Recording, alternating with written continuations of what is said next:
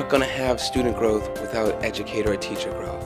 So I'm really going to be mindful. I'm going to say the word growth a lot, and I'm going to work with them to show them what it feels like. And then at the end of the day, or the end of the session, I want them to walk out with some tools.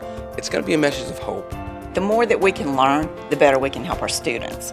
And given this opportunity is wonderful because you get all these resources and you can go back and be the best that you can be for your students.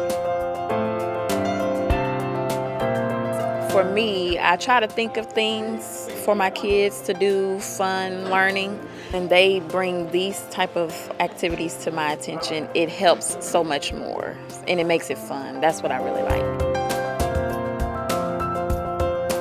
We have 165 teachers here talking about where we are for the lift year and how we're taking full advantage of arts integration. We're running through some sample lessons. I really want us to remember to practice what we preach. We are constantly telling students don't give up.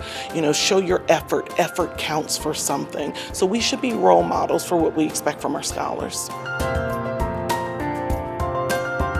So we have token boards, puzzle systems, where the educators are getting to come in, see different types, have that hands-on experience, be able to practice them so we can better implement them in the classroom to see student success. We took an opportunity to have several groups of our staff go through some emergency procedures.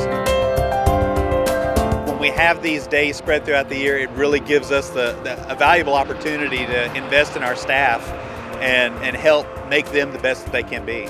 Parents and teachers, we are a team, actually.